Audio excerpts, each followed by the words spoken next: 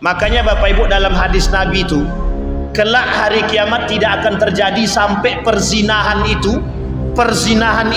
itu nampak di depan mata. Mohon maaf, perzinahan itu seperti binatang. Laki-laki dan perempuan bergandeng tangan, ternyata belum muhrim lagi, tapi sudah gandeng tangan, berboncengan, dua-duaan, peluk-pelukan, mesra-mesraan. La ilaha illallah. Pertanyaannya kita tanya tuh, Pak, dah nikah belum? Jawabannya belum. Kenapa kau tak nikahkan? Belum ada kerjaan. Kalau belum ada kerjaan, belum selesai kuliah, kalau tidak jantan menikahi anak orang, jangan bawa anak orang. Nah, ini buat abang-abang yang laki-laki nih. Dah nikah belum? Kapan mau nikah? Nggak mau. Sempat tak mau dulu cerai, putus asa gitu. Merugilah laki-laki yang tak menikah.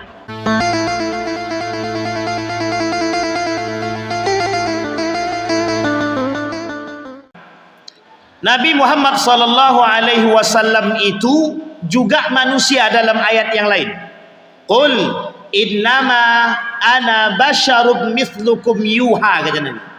Hei manusia, dengarin baik-baik.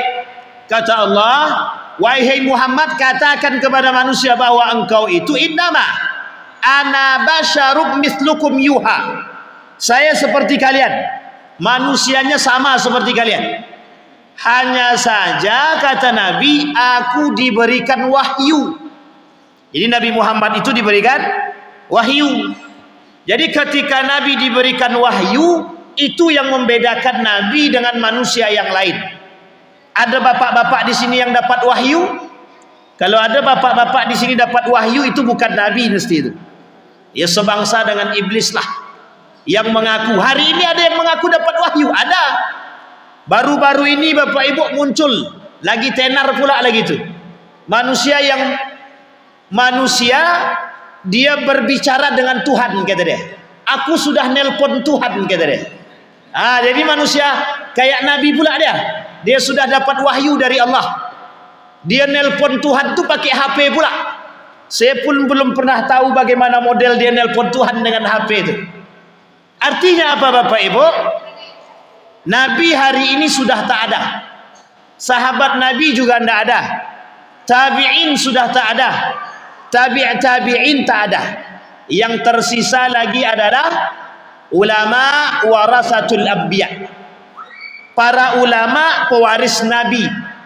Yang diwariskan oleh mereka kepada para ulama itu, para Nabi mewariskan kepada mereka ilmu. Mereka tidak mewariskan dinar. La yarithu dinaran wala dirham, bal yarithul ilma.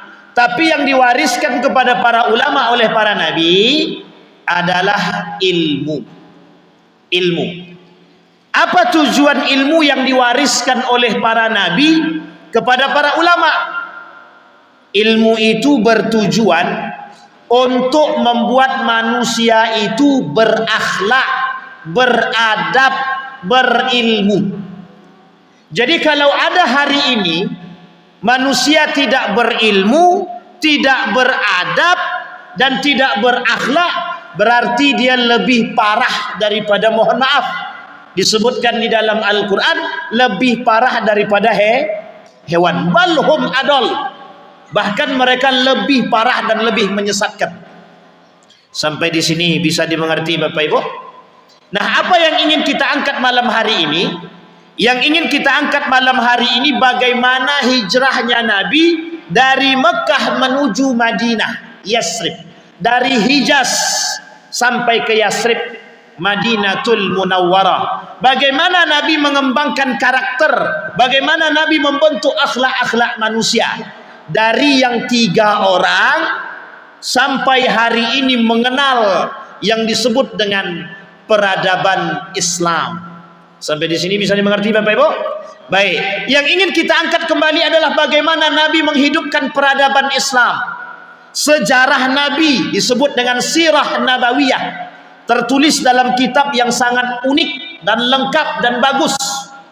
Syekh Safiur Rahman Al-Mubarakfuri dalam kitabnya Sirah Nabawiyah, arti dalam bahasa Arabnya disebut dengan Ar-Rahiq Al-Makhtub.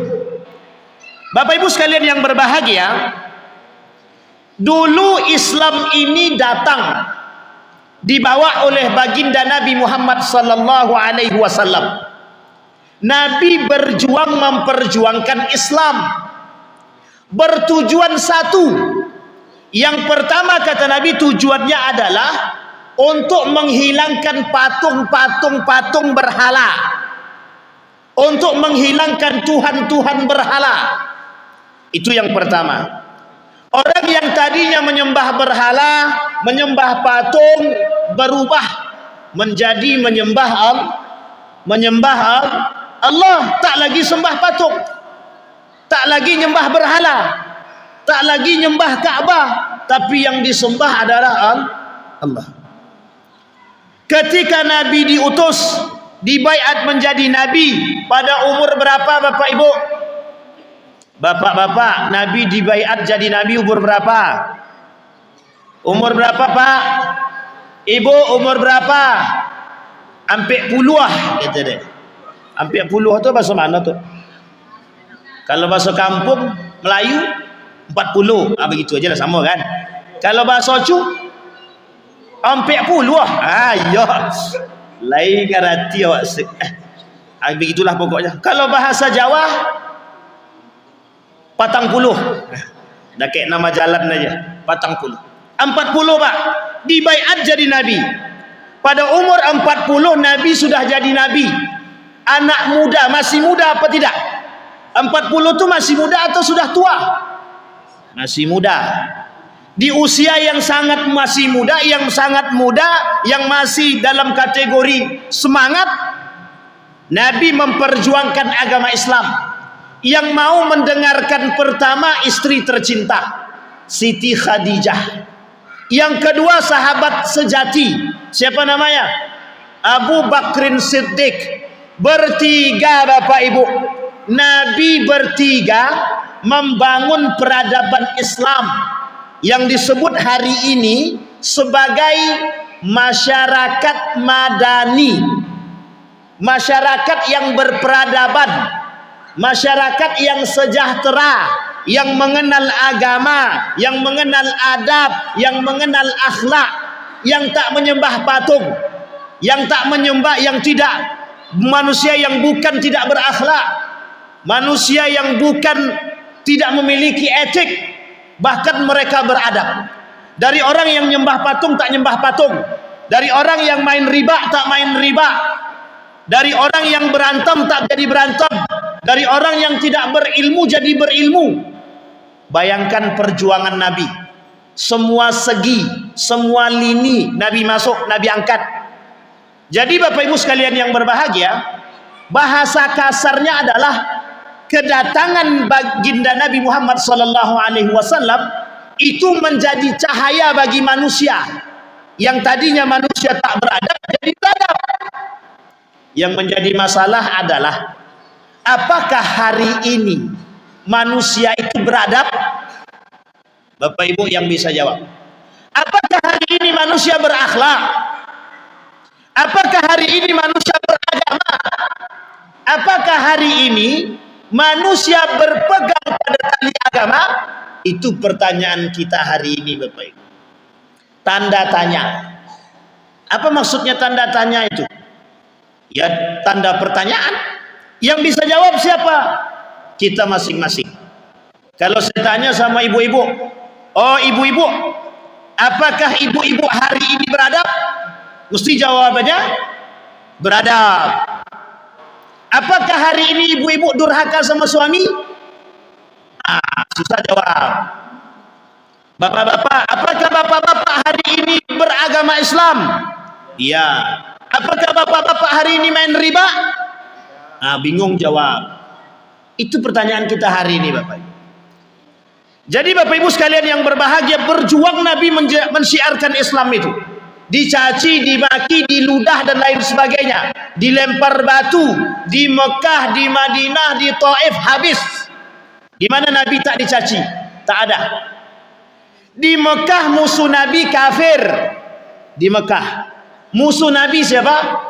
Orang kafir Quraisy. di Mekah, pindah ke Madinah tambah musuh. Musuhnya bukan orang kafir, tapi orang munafik. Tapi orang munafiknya kerjasama dengan dua agama yang lain. Satu Yahudi, yang kedua Nasrani. Dua-dua ini, Yahudi Nasrani, bekerja sama dengan kaum munafik, ingin menghancurkan baginda Nabi Muhammad sallallahu alaihi wasallam. Bayangkan Bapak Ibu, perjuangan Nabi itu dalam mensyiarkan Islam. Itu yang harus kita ingat-ingat Bapak Ibu. Memperingati Nabi itu bukan satu tahun sekali, tapi memperingati Nabi kalau bisa setiap hari. Kalau bisa, tak bisa setiap hari, setiap minggu. Tak bisa setiap minggu, setiap bulan. Ini bukan setahun sekali.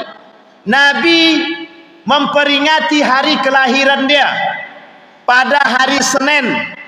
Ketika Nabi ditanya oleh sahabat, kenapa engkau berpuasa di hari Senin? Jawaban Nabi sederhana dalam hadis itu. Hadisnya sharih, hadisnya masyhur. Apa kata Nabi? Pada hari itu aku berpuasa, dan pada hari itu aku diub'atsu, dibangkitkan, kata Nabi. Artinya apa Bapak Ibu? Memperingati hari Nabi itu setiap tahun, atau seminggu sekali, atau sebulan sekali. Nabi yang jelas berpuasa di hari Senin itu setiap pekan. Itu hadisnya Bapak Ibu.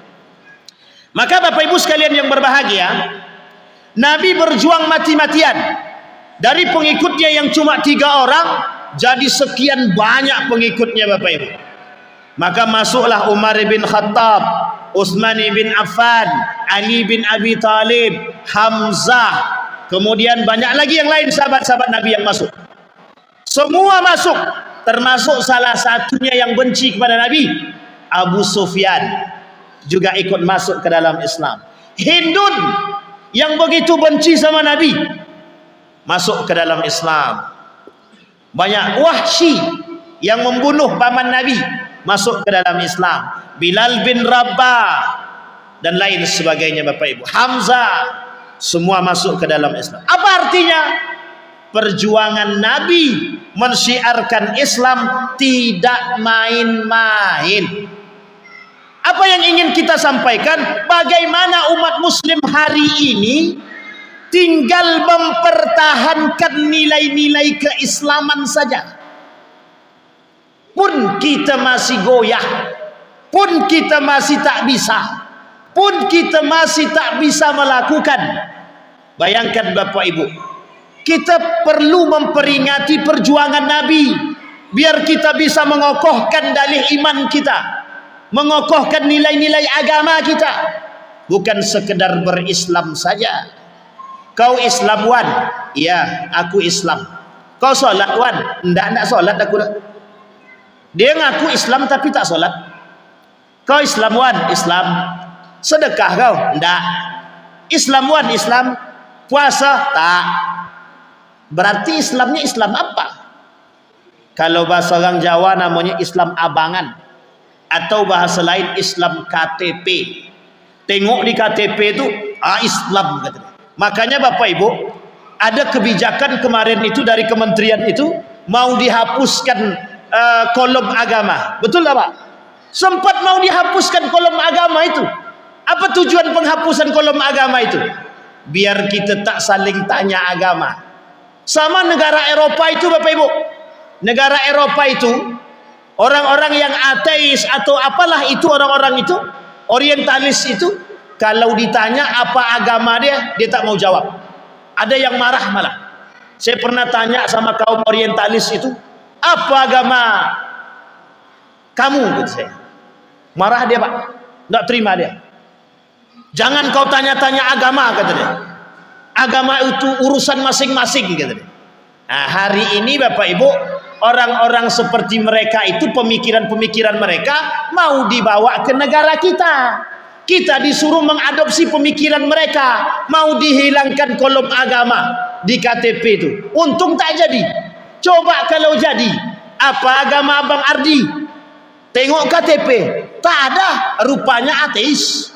Nah, itu bukan ardi yang ini, ardi yang lain. Ardi ini bahaya, tersinggung lah ya, bahaya. Sampai di sini paham Bapak Ibu? Berjuang Nabi, mempertahankan nilai agama, bahkan taruhannya nyawa. Tapi hari ini ada orang ditanya, kau agamamu apa? Islam. Tak usahlah tanya-tanya agama.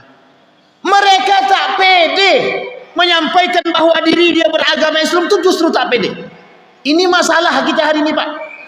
Orang tak pede menampilkan agama dia, tak pede menjalankan nilai agama dia, tapi justru dia pede dengan yang lain, yang justru tidak ada dalam syariat Islam, yang justru tidak diajarkan dalam agama. Pede mereka. Tapi ketika ditanya, maka Bapak Ibu sekalian yang berbahagia, saya hari ini agak miris melihat keadaan kita hari ini. Banyak orang yang tak pede dengan nilai-nilai agama. Kenapa kau tak pakai kerudung? Aku belum kuat iman lagi. Nanti kalau ku pakai kerudung, akhlakku kayak setan gimana? Dalihnya cuma itu, Pak. Tak mau pakai kerudung karena belum siap. Belum siap hati lagi untuk pakai kerudung. Belum siap mental untuk pakai kerudung. Pertanyaannya adalah sederhana. Sederhana. Mau sampai kapan tunggu siapnya? Kapan kau berangkat umrah? Kapan kau berangkat haji? Belum siap mental lagi. Duit banyak, mobil melimpah, rumah tak terhitung. Berangkat haji tidak, berangkat umrah tidak. Ketika ditanya jawabannya sederhana, aku belum siap mental. Nah, itu Bapak Ibu.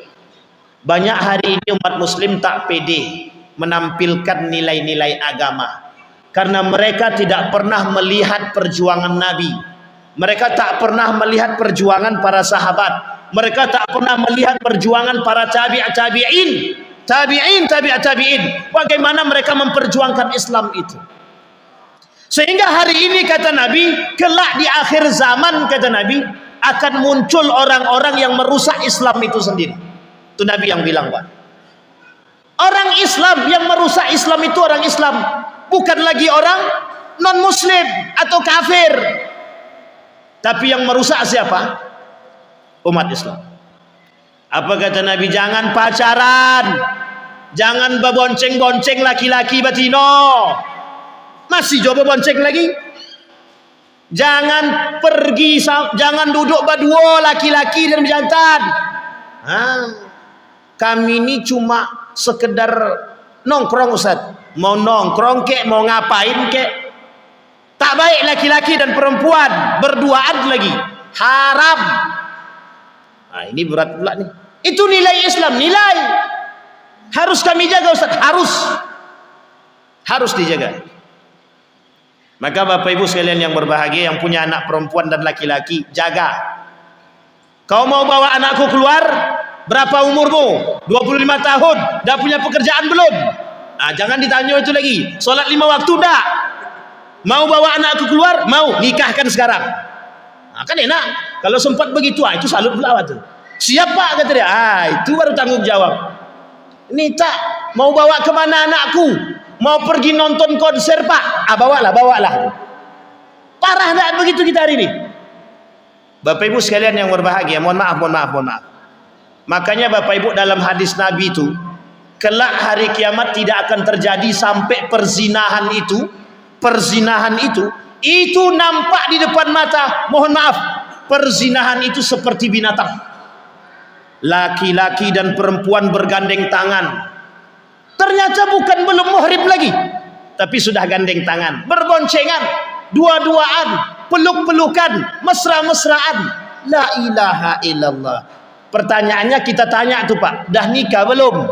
Jawabannya belum. Kenapa kau tak nikahkan? Belum ada kerjaan. Kalau belum ada kerjaan, belum selesai kuliah, kalau tidak jantan menikahi anak orang, jangan bawa anak orang. Nah, ini buat abang-abang yang laki-laki nih. Dah nikah belum?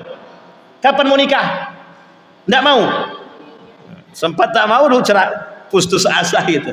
Merugilah laki-laki yang tak menikah dan perempuan yang belum menikah. Bentar lagi kiamat, cepat nikah. Baik, kembali pada perjuangan Nabi, Bapak Ibu. Begitukah Nabi memperjuangkan nilai agama Islam? Iya. Begitukah Nabi meninggikan kalimat la ilaha illallah? Begitukah Nabi meninggikan kalimat Islam? Iya.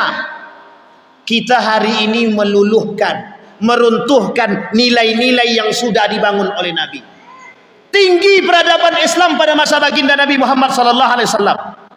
Bayangkan Bapak Ibu, ketika Nabi di Mekah dicaci dan dimaki, Nabi tetap sabar. Akhirnya apa? Ambil kesimpulan. Karena sudah parah Nabi tinggal di Mekah, Nabi pindah Pak, dari Mekah menuju Madinah. Yasrib ketika itu namanya. Apa kata Nabi? Kalau kita tidak mendirikan sentral, kalau kita tidak mendirikan satu tempat yang baik, maka kita akan kewalahan. Maka diperintahkan oleh Allah Nabi Muhammad SAW membangun satu Pak, apa namanya? Masjid. Jadi Bapak Ibu, sentral peradaban Islam itu masjid. Ya, ini masjid sudah ada nih. Tinggal lagi gerakan-gerakan masjid. Kalau masjidnya aja yang ada jamaah tak ada, tanda kiamat berarti itu Pak. Tanda kiamat itu. Apa kata Nabi dalam riwayat yang lain? Kata Nabi, la taqumus sa'ah hatta la yadkhulu al-muslim ila al-masjid wa yatabaha fihi. Kata Nabi, tidak akan terjadi hari kiamat sampai masjid itu dibangun megah-megahan tapi tak ada yang memakmurkan. Masjid dibangun memegah-megah, bertingkat 5. Ada masjid, salah satu masjid di Pekanbaru itu, mantap masjidnya Pak, mantap. Alhamdulillah, yang solat subuh, jangankan solat subuh lagi, solat maghrib tak sampai satu sop. Ada tuh di Pekanbaru ini. Karena yang isinya kita tidak tahu bagaimana itu. Masjidnya masjid sentral di Riau lagi, Masjid Sentral Riau. Saya solat di situ Pak. Itu masjid ternama itu di Riau itu. Solat saya solat asar. Solat asar masjid semegah itu, sebagus itu, tak sampai satu sok. Tahu Bapak Ibu nama masjidnya? Tahu Bapak Ibu nama masjidnya? Perlu saya sebut nama masjidnya? Nanti abang potong ya, jangan sampai tak dipotong. Ini tidak live kan? Masjid An-Nur. Isinya solat asar tak sampai satu sop. La ilaha illallah. Masjidnya bukan main megah, naik pakai eskalator, bentar lagi naik pakai lift itu. Tapi mungkin belum sampai pakai lift lagi. Tapi yang solat tidak sampai satu sop. Bapak Ibu sekalian yang berbahagia, yang kita butuhkan hari ini, bagaimana orang-orang datang ke masjid solat, bagaimana masjid ini makmur. Nabi membangun masjid, semua sentralnya di sana. Pendidikan, ekonomi, kekuatan, persatuan di situ semua. Apa kata Nabi dalam riwayat yang lain? Sawwu sufufakum fa inna taswiyatas sufuf min iqamatis shalah. Dalam riwayat yang lain, min tamamis shalah. Rapatkan shaf. Maka Bapak Ibu, kalau pengen lihat umat muslim bersatu, tengok shafnya. Kalau sopnya jarang-jarang, itu dah tanda-tanda itu Pak. Tanda-tanda itu. Sulit menyatukan umat muslim itu. Ya karena sopnya jarang-jarang. Tidak mau dia merapat. Rapatkanlah sop itu, rapatkan. Nanti diinjaknya kaki aku sakit. Kan cuma itu kadang-kadang alasannya. Nabi kata sawwu sufufakum. Itu bukan tak punya arti. Ada artinya, ada. Bersatu, bersatu. Siapapun Anda, dari mana Anda datangnya, baik dari suku apapun Anda, bersatu. Mau kayakah Anda, mau miskinkah Anda, tetap bersatu. Ini tidak. Yang datang bupati disuruh sop paling pertama, padahal masbuk. Bayangkan, rela menunda sholat gara-gara kedatangan wali kota. Bentar, jangan komat dulu. Wali kota mau datang. Sampai wali kota datang, sop paling depan. Digeser pula orang-orang yang sudah di depan. Hei Pak Wali Kota, ini sop bukan punya kalian. Kata Allah, siapapun paling berhak di depan nih, yang bertakwa. Jangan maunya begitu. Dalam masjid tidak ada perbedaan. Mau dia kaya, mau dia miskin, di dalam masjid sama. Karena kelak di hadapan Allah manusia itu sama. Mau kaya dia, mau miskin dia, sama. Yang membedakan mereka cuma satu, takwa. Di sini Pak, siapa yang paling bertakwa? Itu yang bisa membedakan. Nabi berjuang Pak. dibangun oleh Nabi masjid, namanya Masjid Kuba. Tapi Bapak Ibu, apa kata Nabi? Pindah Nabi dari Mekah ke Yasrib sampai ke Madinah, berharap tidak ada musuh. Ternyata muncul pula musuh lagi. Ternyata musuh itu berada dari kalangan umat muslim itu sendiri. Namanya kaum munafik. Bayangkan Bapak Ibu, untuk menghancurkan Nabi saja mereka juga bangun masjid. Untuk menghancurkan Islam mereka juga bangun masjid. Nama masjidnya Masjid Dirar. Tak jauh dari Masjid Kuba itu dibangun oleh mereka, nama masjidnya Masjid Dirar. Bapak Ibu tahu tujuan masjid itu dibangun? Untuk memecah belah umat, untuk menghancurkan umat muslim, untuk membunuh baginda Nabi Muhammad sallallahu alaihi wasallam. Siapa yang ingin bunuh umat muslim? Siapa yang membangun masjid Dirar itu? Umat muslim. Apa tujuannya? Untuk memecah belah umat. Apa tujuannya? Untuk menyakiti umat muslim. Pulang Nabi dari perang Tabuk, berharap nih Pak, Masjid Dirar ini tadi diresmikan oleh baginda Nabi Muhammad sallallahu alaihi wasallam. Harapannya cuma itu. Nanti kalau Nabi masuk baru disakiti. Tapi apa perintah datang dari Allah? Kata Allah kepada Nabi, suruh hancurkan olehmu masjid, namanya Masjid Dirar. Apa kata Nabi? Perintahkan kepada para sahabat, sampai nanti ke Madinah hancurkan masjid itu. Bayangkan Pak, dari 3 orang cuman Abu Bakar, Nabi, Abu Bakar, Siti Khadijah, jadi tersebar Islam ke seluruh Nusantara, bahkan sampai ke Indonesia. Hari ini orang menghirup nafas keislaman. Tak ada satupun yang tak pernah mendengar Islam. Dari 3 orang, masyarakat yang begitu kecil mampu membangun peradaban Islam. Pindah ke Madinah. Apa kata Nabi? Di Madinah dibangun oleh Nabi sedemikian rupa, manusia-manusia yang berakhlak, manusia-manusia yang beradab. Disebutlah dengan negeri kecil tapi berperadaban, yang disebut dengan Madani. Apa namanya Bapak Ibu? Madani, yang kelak dipanggil menjadi Madinatul Munawwarah. Di situ jugalah Bapak Ibu muncul penanggalan Islam yang dipelopori oleh Umar bin Khattab. Siapa dia? Penanggalan tadi Bapak Ibu, siapa yang punya pelopor?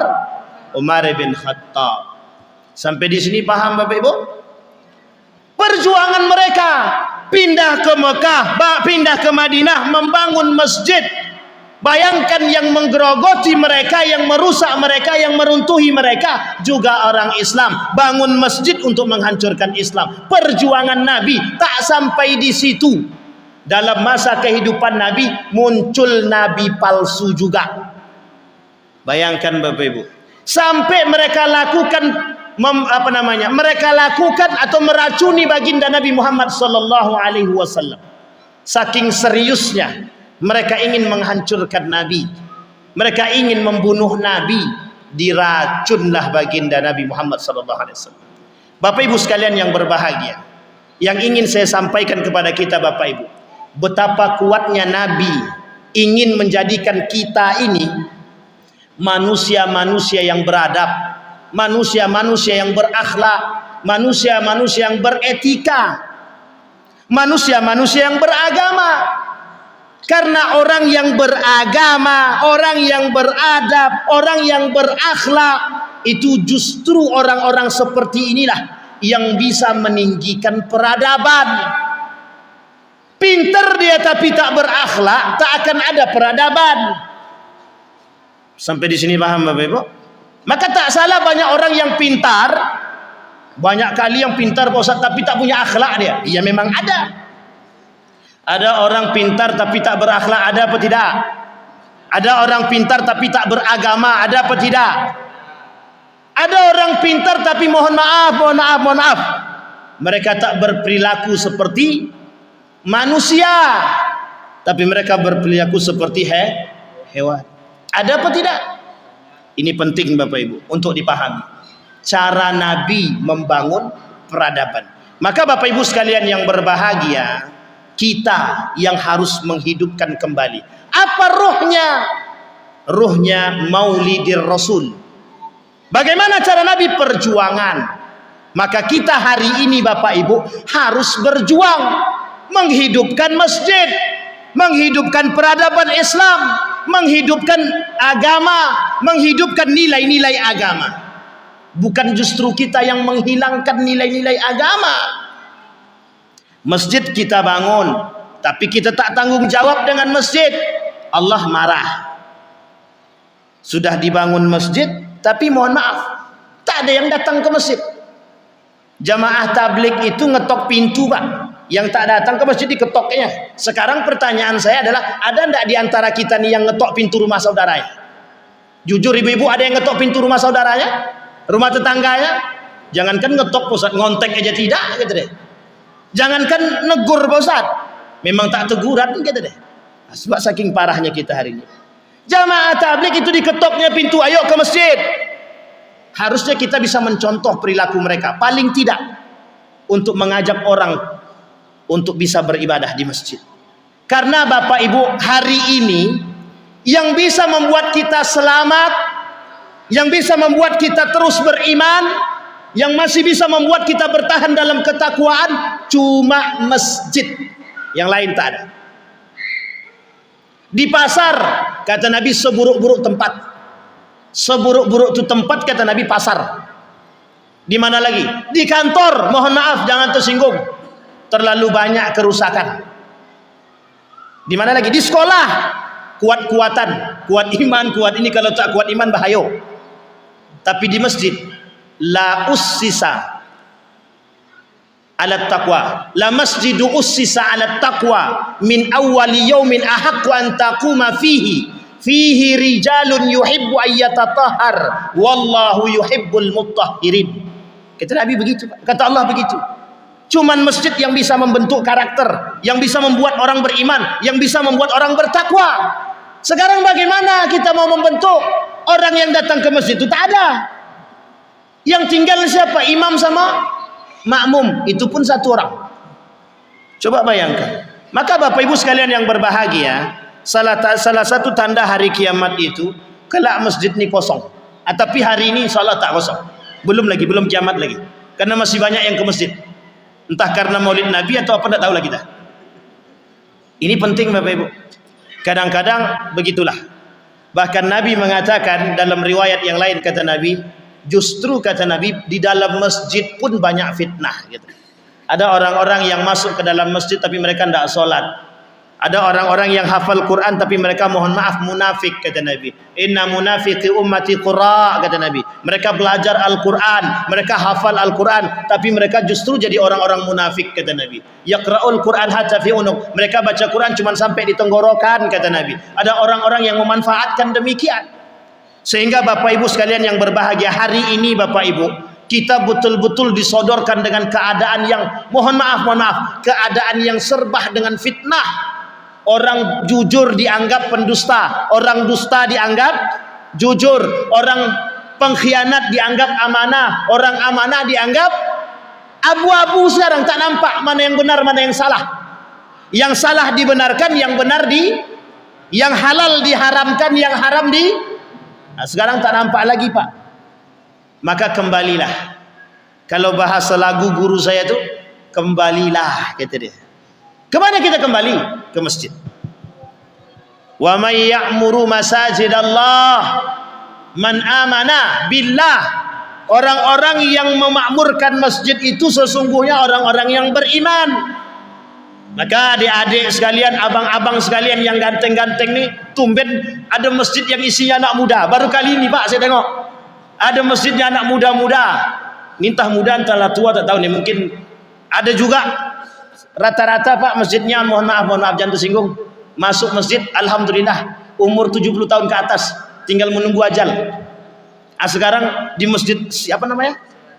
Siratul Jannah, mungkin dia pengen ke surga tadi itu Pak, jalan menuju surga. Banyak, lumayan ada abang-abang yang muda-muda nih sebelah kiri nih, masih banyak anak muda. Kalau tidak Bapak Ibu, bayangkan Bapak Ibu, kelak kalau tidak ada anak muda-muda seperti ini, mereka tidak kenal masjid, siapa yang bakal memakmurkan masjid nih? Yang tua-tua tu Pak Ustaz, bentar lagi. Kalau sudah mohon maaf, ya memang mati itu tak tanggung, bukan di tangan kita Pak Ustaz, betul. Yang kita maksud adalah yang tua-tua ni kadang-kadang mohon maaf, semangat tinggi, kekuatan kurang. Itu aja. Tapi anak-anak muda ni yang kita harapkan bisa datang ke masjid, bisa meramaikan masjid, yang bisa kita ajak untuk berbuat. Sudah banyak Pak masjid-masjid yang dipegang oleh anak muda, mohon maaf, berhasil.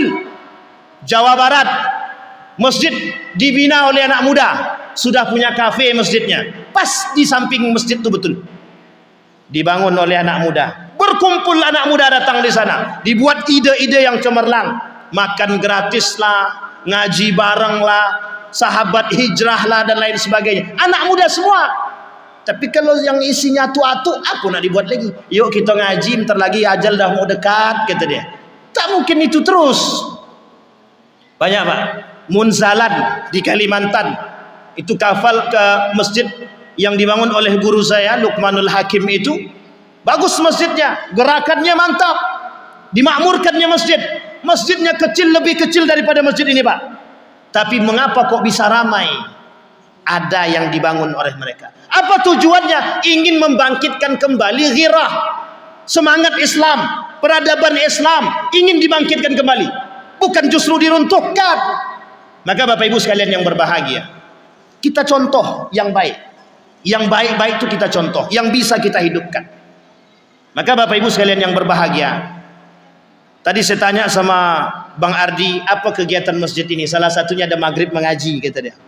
Ini maghrib mengaji, kalau sempatlah kakak yang tadi ngaji tadi tak mau nurunkan ilmu ngajinya di sini, itu justru merugi seumur hidup itu. Jadi habis ini todong langsung minta dia ngajar. Dia dah ngajar belum? Belum, minta dia ngajarkan ngaji itu. Biar kita punya, mohon maaf Pak, biar kita tak malu. Dari Pekanbaru, misal dari Pekanbaru, kafilah Pekanbaru, yang ngaji siapa? Yang ngaji orang Rohul. Malu apa tak malu kita? Bukan tak malu lagi, tak punya muka. Dari Pelalawan, yang ngaji kafilah Pelalawan maju. Rupanya setelah diinterogasi datang dari Tembilahan. La ilaha illallah. Itu kuat malu kita. Untung masih satu Riau. Dari mana? Kafilah Kampar yang datang dari Aceh. Itu kan malu kita. Untung tak begitu saya bilang. Artinya apa Bapak Ibu? Kita butuh memperkuat. Sekarang Riau punya satu sentral khusus Pak untuk dengan Al-Quran tadi. Namanya Maqari, yang dibangun langsung oleh gubernur sebelumnya. Saya tak mau sebut, nanti dikiranya kampanye. Saya tak mau sebut, nanti dikira kampanye. Inisialnya S. Dah, saya jangan perpanjang. Tapi kemudian dibantu Bapak Ibu. Siapa yang bantu? Dipegang oleh Ustadz Dr. Mustafa Umar. Alhamdulillah, namanya Maqari. Artinya apa Bapak Ibu? Mulai nampak kegiatan-kegiatan yang mendekatkan kita kepada keislaman, yang membuat anak-anak kita cinta kepada Quran. Bapak Ibu sekalian yang berbahagia, peradaban Islam itu muncul kalau kita cinta dengan Islam. Peradaban Islam itu muncul kalau kita cinta dengan Al-Quran. Bapak Ibu hari ini akan berhadapan dengan orang yang tidak cinta dengan Islam. Apa maksud saya tak cinta dengan Islam? Ada orang baca Quran dia tak senang. Ada azan pakai bahasa Arab dia tak senang. Ada orang azan mik di luar, keluar keputusan. Jangan azan kenceng-kenceng. Jangan ngaji besar-besar. Jangan ngaji pakai mik mengganggu tetangga yang sedang tidur. Besok kalau ada yang begitu Pak, taruh toa itu di rumahnya betul. Biar enak. Orang ngaji kok telinga dia yang sakit. Orang non-muslim, Bapak Ibu saya ceritakan satu cerita yang unik. Ada seorang raja pada masa perang salib. Kalau saya tak salah nama dia Fredrik. Itu Pak, dia raja yang sudah menguasai Yerusalem. Dia sudah pegang tuh Yerusalem. Sudah Yerusalem itu hari ini Palestina, Baitul Maqdis sudah dipegang sama dia, di bawah kekuasaan dia. Satu ketika Bapak Ibu mohon maaf, apa kata raja ini tadi kepada seorang sultan dari kerajaan Islam itu? Dia bilang begini, saya ingin tinggal 1 malam saja di Baitul Maqdis, kata raja tadi. Raja ini non muslim. Ini dalam sejarah perang salib. Sejarah ini masyhur. Singkat cerita Bapak Ibu, apa kata Sultan Kamil, nama dia Sultan Kamil, kepada yang menjaga masjid Baitul Maqdis tadi, atau Masjidil Aqsa. Apa kata Sultan Al-Kamil tadi? Nanti akan datang raja mau nginap di masjid ini, Masjid Kuba. Kemudian apa kata dia? Untuk itu, kata Sultan Kamil, jangan kalian kumandangkan azan demi menjaga atau demi bertoleransi dengan raja tadi.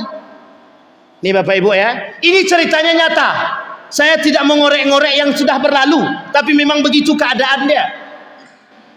Singkat cerita Bapak Ibu, raja pun datang. Raja tadi datang, nginap tuh di Baitul Maqdis atau di Masjidil Aqsa tadi. Ternyata Bapak Ibu, raja tadi tidak mendengarkan azan. Dipanggil sama raja tadi, "Oi, kok enggak ada yang azan? Kok enggak ada yang ngaji?" Ternyata raja tadi, yang non muslim tadi, yang Nasrani tadi, itu datang ke masjid itu cuma pengen dengar lantunan azan dan ayat Al-Quran. Mereka tak minta dihilangkan azan, kok umat muslim sendiri yang minta. Paham maksud saya Bapak Ibu? Sehingga kalau ada orang yang sakit, orang muslim sakit telinga dia mendengarkan azan, itu munafik. Kok bisa? Sampai di sini paham Bapak Ibu? Kalau ada orang muslim mendengarkan azan terganggu, mendengarkan ngaji terganggu, mohon maaf, terlalu besar kemaksiatan yang dia lakukan sehingga tertutup mata hati dia, Pak. Orang seperti itu yang menghancurkan Islam. Orang-orang seperti mereka yang tidak ingin Islam itu bangkit. Kenapa? Karena bagi mereka Islam itu merusak. Maka Bapak Ibu sekalian yang berbahagia, kita hari ini digerogoti oleh orang-orang seperti itu yang ingin membuat dangkal iman kita, yang ingin mendangkalkan keislaman kita, yang ingin mendangkalkan akidah kita. Jadi biar kita tak cinta dengan Islam. Mereka mungkin tak mau kita masuk ke agama mereka. Mereka mungkin tidak terlalu berharap kita masuk agama mereka. Tapi mereka berharap anak-anak muda itu tak lagi datang ke masjid. Anak-anak muda itu lebih senang nongkrong di warung atau di kafe daripada di masjid.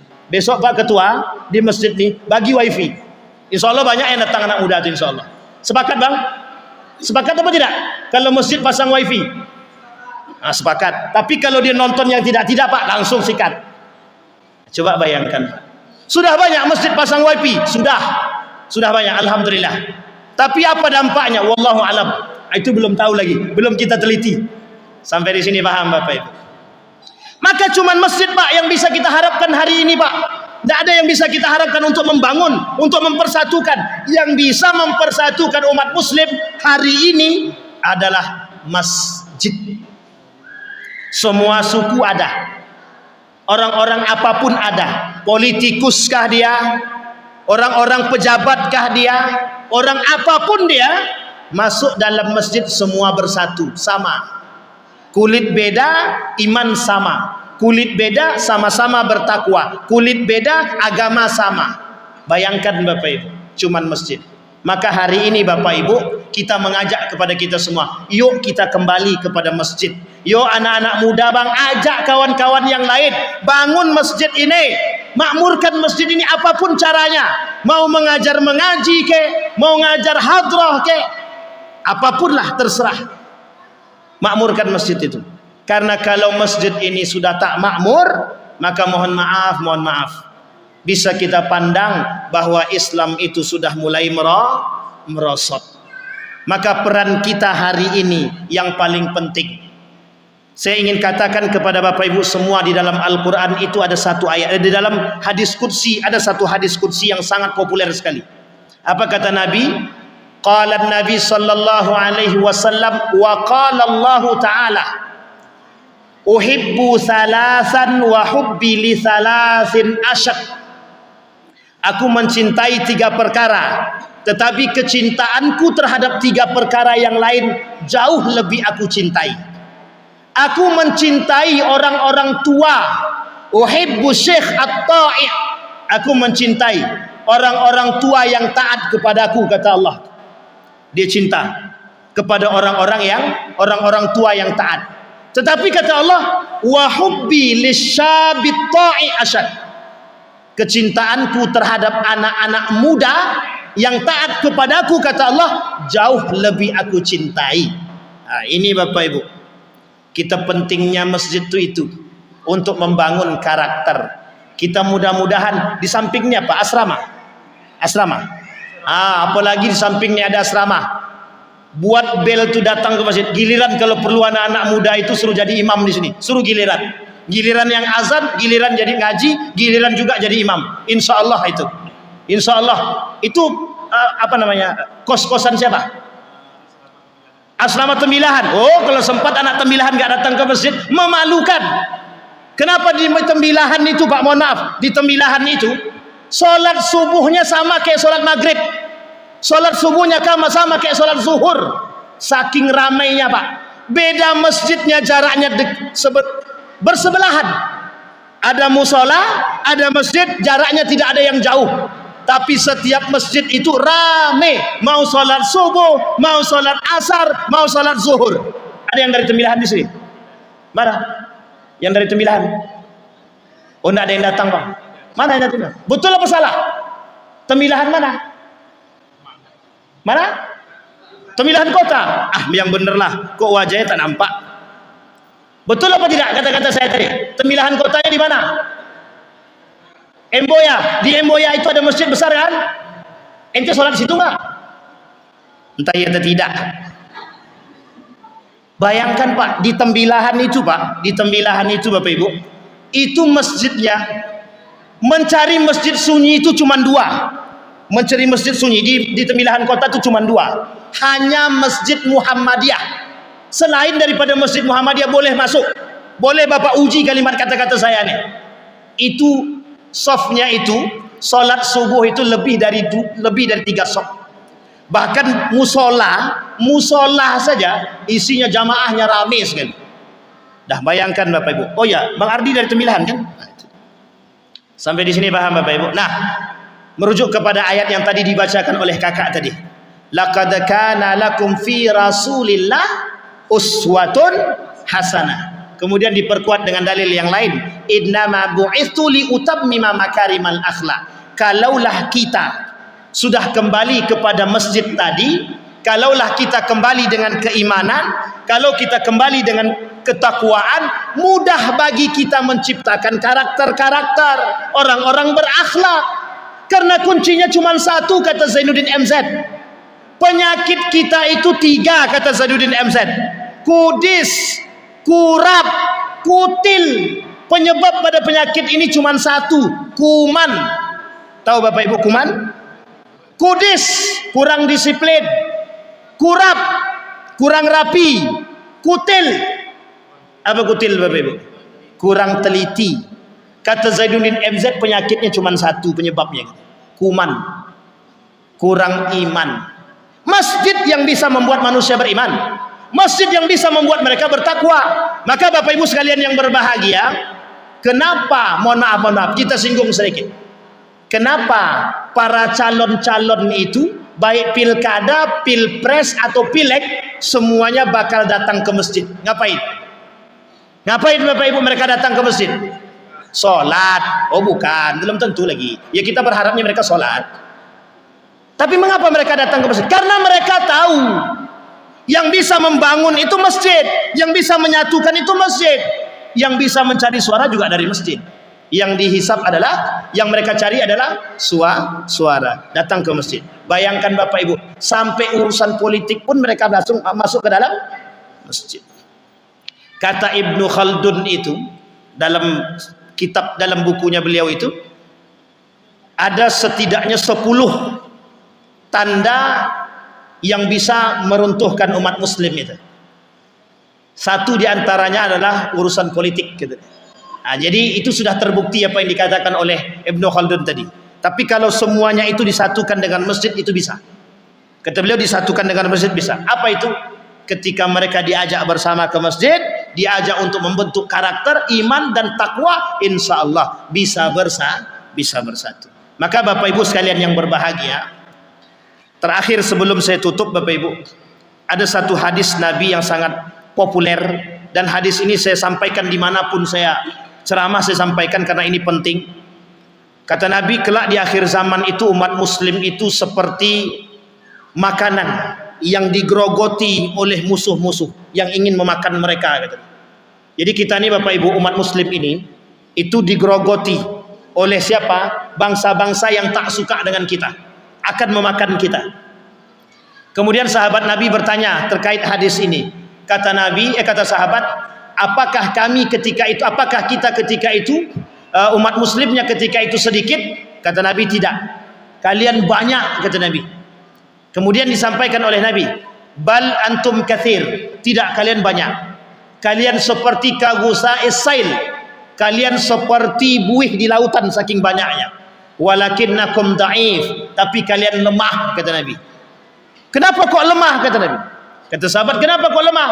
Karena mereka umat muslim ketika itu terjangkit satu penyakit. Nama penyakitnya wahan. Apa penyakit wahan itu? Hubbud dunia wa karahiyatul maut, cinta dunia dan benci dengan kematian. Sekarang Bapak Ibu tanya sama anak-anak muda itu, kira-kira kalau tidak ada internet stres tak otak itu? Tidak ada internet. Saya tanya adik-adik yang belakang itu, kalau tidak ada internet stres tidak? Jujur.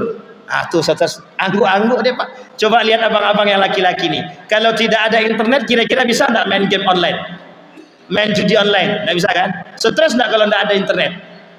Oh, tidak stres. Ini laki-laki beriman nih Pak, insya Allah, mudah-mudahan.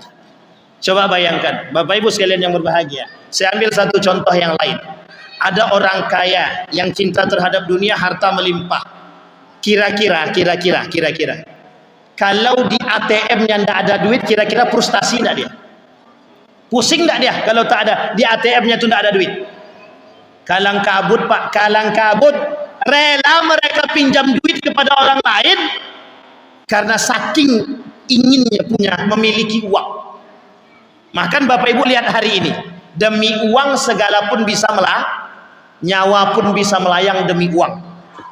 Demi uang segalanya bisa mereka lakukan, termasuk harus menyebarkan aib orang demi uang. Apa contohnya?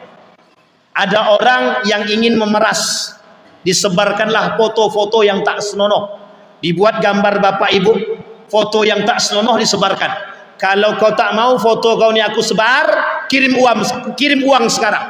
Semuanya demi duit. Mereka nipu demi duit. Bahkan penipuan hari ini berbagai macam model, lewat telepon, hipnotis dan lain sebagainya. Ada yang parah lagi, demi mencari duit. Dulu judinya offline, sekarang judinya online. Demi yang main siapa? Anggota dewan. Kalah frustasi. Coba bayangkan. Masalahnya ada iman atau tidak? Kalaulah main judi itu mustahil punya iman. Kalau dia punya iman tidak mungkin main judi. Kalau dia punya iman tidak mungkin dia main game online. Tidak mungkin main batu domino, apalagi pakai cangkul-cangkulan. Kalahnya jongkok ya. Tapi dalam batasan ini tertentu Bapak Ibu sekalian yang berbahagia. Maka Bapak Ibu sekalian yang berbahagia, kesimpulan yang ingin saya sampaikan pada malam hari ini, biar cepat selesai, karena kalau tak disuruh selesai nanti Pak tak akan berhenti. Ini masalah pula nih. Kata Nabi, saya peringatkan dengan hadis yang saya ulang-ulang. Nabi pernah memperingati Ibnu Abbas. Ini buat kita semua Bapak Ibu. Kata Nabi kepada Ibnu Abbas, ya gulam, ihfazillah yahfazka. Wahai anak muda, jagalah olehmu nilai-nilai agama. Niscaya Allah akan menjagamu.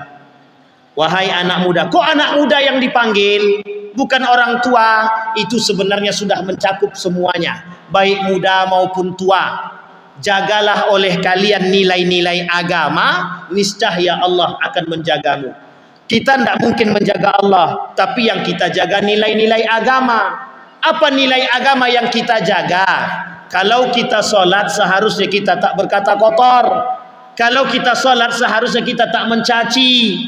Kalau kita solat seharusnya kita tidak pacaran. Kalau kita solat seharusnya kita tidak selingkuh. Kalau kita solat seharusnya kita tidak berzina. Kalau kita solat seharusnya tidak minum khamar dan lain sebagainya, Pak. Artinya apa? Nilai-nilai agama harus kita hidupkan demi peradaban. Yang kedua, kata Nabi, ihfazillaha tajid tujahak. Jaga olehmu nilai-nilai agama. Apapun yang engkau minta, kata Allah, aku kasih. Minta apa? Minta istri 3, aku kasih. Asal minta. Jangan pula selingkuh. Lah tua umur 70 tahun masih bisa selingkuh lagi. Itu puber ketiga, atau mungkin puber yang terlambat. Yang ketiga, wa idza sa'alta fas'alillah wa idza sta'anta fasta'in billah. Yang ketiga, kalau engkau mau meminta, kata Allah, minta kepadaku. Kalau kau mau memohon pertolongan, minta pertolongan kepadaku, kata Allah. Bapak Ibu sekalian yang berbahagia, wa in ijtama'al qaumu ala an yadurruka la yadurruka bi syai'in illa qad kataballahu 'alaik. Wa in ijtama'al qaumu ala an yanfa'uka la yanfa'uka bi syai'in illa qad kataballahu laka. Artinya apa, Bapak Ibu? Minta kepada Allah, mohon pertolongan kepada Allah. Kalaupun ada orang-orang yang ramai ingin membahayakan kita, tidak akan ada yang bisa membahayakan kita kecuali yang sudah tertulis, kata Allah. Dan jika ada orang-orang yang ingin mengambil manfaat dari kita, kata Allah, tidak akan ada yang mampu mengambil manfaat darimu kecuali yang sudah tertulis, kata Allah. Ini nasihat Nabi, Bapak Ibu, yang diberikan oleh Nabi kepada Ibnu Abbas selaku sahabat Nabi, yang bisa hari ini kita terapkan dalam kehidupan kita. Hari ini. Kenapa kok hari ini, Pak Ustaz? Karena hari ini kita sedang berhadapan dengan fitnah-fitnah, baik itu fitnah akhir zaman dan fitnah-fitnah kehidupan yang lain. Kita butuh kejujuran, kita butuh keimanan. Wa tazawwadu fa inna khairaz zadid taqwa. Yang selamat kelak, kata Allah, hanya orang-orang yang bertakwa. Yang selamat di akhir zaman, yang selamat dari fitnah, hanya orang-orang yang bertakwa, yang cerdas dengan keimanan. Kalau cuma cerdas doang banyak, yang cerdas beriman itu yang sedikit. Yang cerdas itu banyak, yang cerdas berakhlak itu sedikit. Yang cerdas itu banyak, tapi yang cerdas, yang jujur, yang berakhlak, beretika itu sedikit. Jadilah kita semua seperti orang yang sedikit itu, cerdas dengan keimanan, dengan keakhlakan, dengan adab dan lain sebagainya. Mudah-mudahan ada manfaatnya bagi kita semua. Mudah-mudahan bisa menjadi pedoman bagi kita. Mudah-mudahan dengan adanya Maulidir Rasul bisa mengingat perjuangan Nabi dalam menegakkan Islam, kita bisa kembali punya ghirah, punya semangat, menumbuhkan semangat untuk memperjuangkan nilai-nilai agama yang mulai redup sedikit demi sedikit. Kita berdoa kepada Allah, mudah-mudahan menjadi orang-orang yang diridhai oleh Allah Subhanahu wa taala. Amin. A'udzu billahi minasyaitonir rajim. Bismillahirrahmanirrahim. Alhamdulillahi rabbil alamin, hamdasy syakirin, hamdan na'imin, hamdan yuwafi ni'amahu wa yukafi'u mazidah. Ya Rabbana lakal hamdu kama yanbaghi li jalali wajhikal karim wa 'azimi sultanik. Allahumma salli ala Muhammad wa ala ali Muhammad fil alamin innaka Hamidum Majid. Ya Hayyun ya Qayyum ya Fattah ya Alim ya Aziz ya Ghaffar ya Rabbal alamin. Allahumma faqihna fid din wa 'allimna at-ta'wil. Allahumma a'inna ala dhikrika wa syukrika wa husna ibadatik. Allahumma ansur ikhwanana al-mujahidin fi Palestin wa fi Gaza wa fi kulli makan. Allahumma dammiril yahud. Allahumma ahlikil kafarata wal mubtadi'ata wal musyrikin. A'daka a'da'ad-din. Allahumma ij'al tajammu'ana tajammu'an marhumah waj'al tafarruqana min ba'dihi tafarruqan ma'sumah. Allahumma aslih akhlaqa syababal muslimin wal muslimat wal mu'minina wal mu'minat. Allahumma ja'alil Qur'anal azima rabi'a qulubina wa nura sudurina wa jilaa'a ahzanina wa dhihaba humumina wa ghumumina.